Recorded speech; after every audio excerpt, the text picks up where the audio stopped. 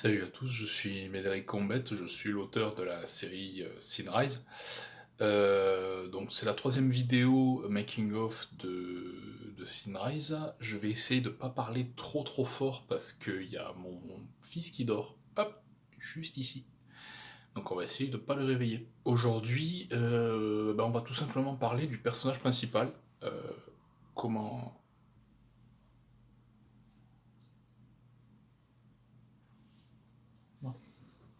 Aujourd'hui, tout simplement, on va parler du personnage principal, de mes principales influences pour le créer, et je vais vous montrer différents croquis que j'ai fait au fil des années pour concevoir son aspect.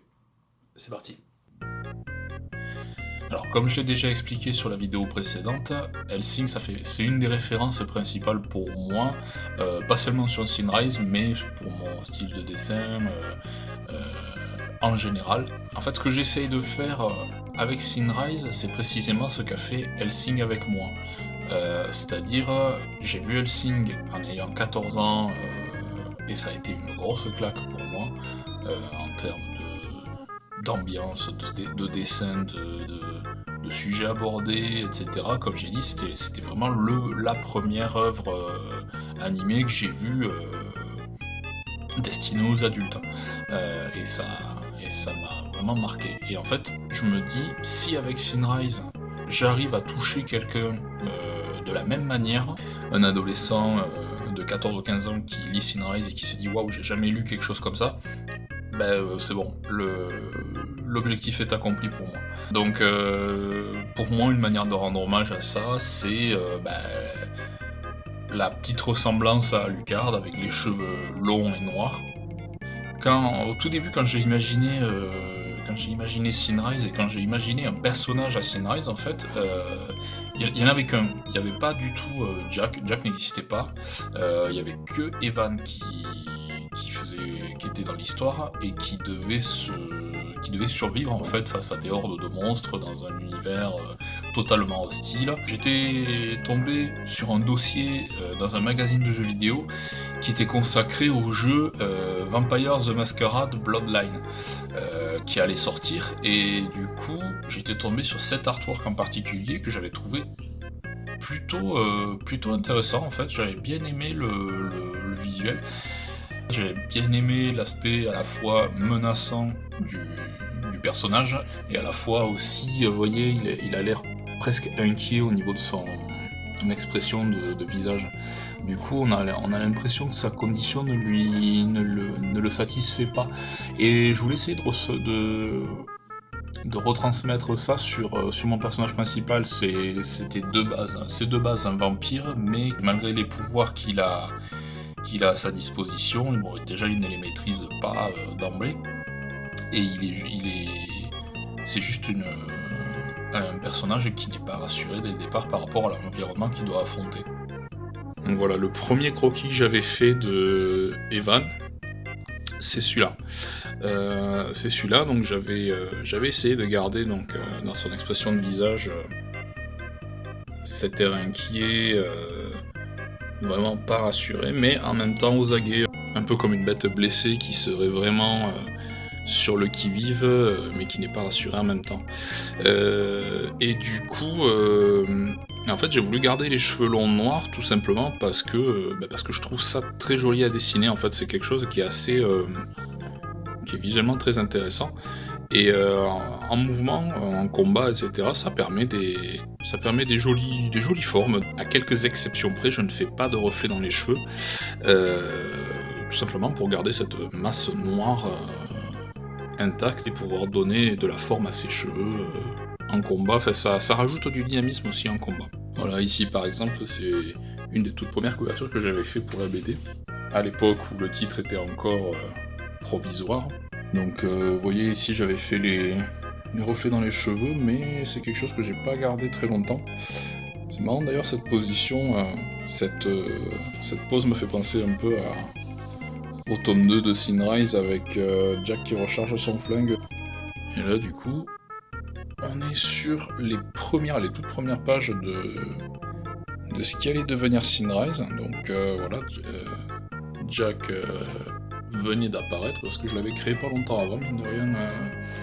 À la base, c'était vraiment, une BD de survie où Evan devait être vraiment seul. En fait, je me suis dit que, au contraire d'une BD comme, d'un manga comme Blame par exemple, où le héros est seul, pendant tout le manga. Le personnage principal de Blame, par exemple, c'est quelqu'un qui a de l'expérience, qui connaît l'univers qui l'entoure, et malgré les monstres qu'il croise, il arrive à s'en sortir de par lui-même. La différence, c'est que Evan, par exemple, lui, il est absolument pas au courant de ce qui lui arrive, il ne sait même pas maîtriser ses propres pouvoirs, il ne comprend pas ce qui lui arrive, et du coup, pour faire de l'exposition, pour exposer un peu mon univers, expliquer certaines choses, je ne veux pas tout expliquer, hein, bien sûr, mais pour faire de l'exposition sur mon univers, vous voyez, j'avais même pas fini d'ancrer toutes mes pages. C'est pas évident de le faire quand on a qu'un seul personnage qui ne peut pas se parler à lui-même en fait. C'est pour ça que j'avais créé Jack, et c'est pour ça que j'ai fait de Jack un chasseur de primes, qui a de la bouteille, qui connaît un peu l'univers dans lequel il met les pieds, etc. etc. Et là du coup c'est marrant, c'est ce que je vous avais dit en fait, c'est l'espèce de frise chronologique que j'avais créé avec les personnages qui... Oui, c'est la frise chronologique que j'avais créée avec les personnages et les lieux de rencontre des différents monstres et des différents boss de jeux vidéo, entre guillemets. Du coup, c'est assez rigolo, ça pourrait s'utiliser pour une histoire de jeux vidéo. Donc là, on est quelques années plus tard, c'est des croquis que j'ai fait à partir de la fac, ceux-là. Je m'étais peut-être dit qu'à partir d'un certain moment dans l'histoire, Evan pouvait avoir les cheveux attachés. Bon, c'est quelque chose que j'ai pas gardé, parce que je me suis dit que comment dire, le rendu était pas top, je préférais avoir des cheveux détachés, en fait, qui puissent me permettre de m'éclater au niveau de la forme que je leur donne pendant les combats, et rendre ça beaucoup plus dynamique, en fait. Au niveau des cheveux longs sur Evan, j'aimais bien le côté, pour renforcer son côté Monsieur Tout-le-Monde, faire en sorte que ce soit juste un métalleux.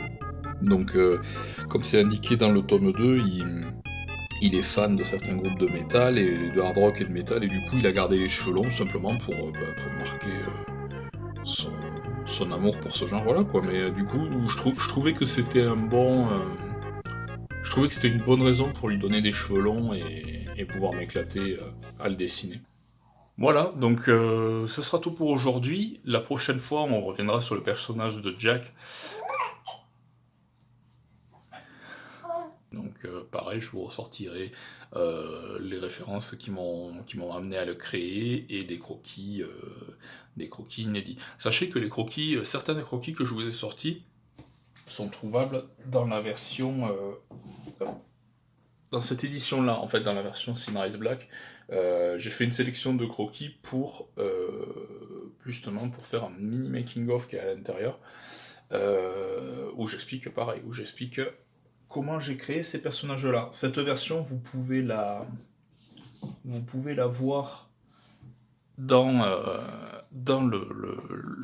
les contreparties Ulule. Maintenant, vous pouvez la voir uniquement avec la dernière contrepartie qui est de 480 €. Si jamais, parce que les autres contreparties sont épuisées, en fait. J'avais une contrepartie avec ce volume-là, mais elles sont très vite parties. Si jamais vous avez envie que je la remette, faites-moi signe. Je remets une contrepartie avec des tomes black, parce qu'il m'en reste quelques-uns. Sinon, on est actuellement à 69% de participation sur la page Ulule du projet Sunrise 3, ce qui est super. Il reste 28 jours pour participer au Ulule, donc n'hésitez pas à y aller à fond la caisse, à en parler autour de vous. Pour vous donner un ordre d'idée, il reste plus que 1065 € à collecter pour que la campagne soit achevée. Donc ça serait vraiment super qu'on y arrive. Voilà, continuez à participer, à faire du bruit autour de vous. À la semaine prochaine.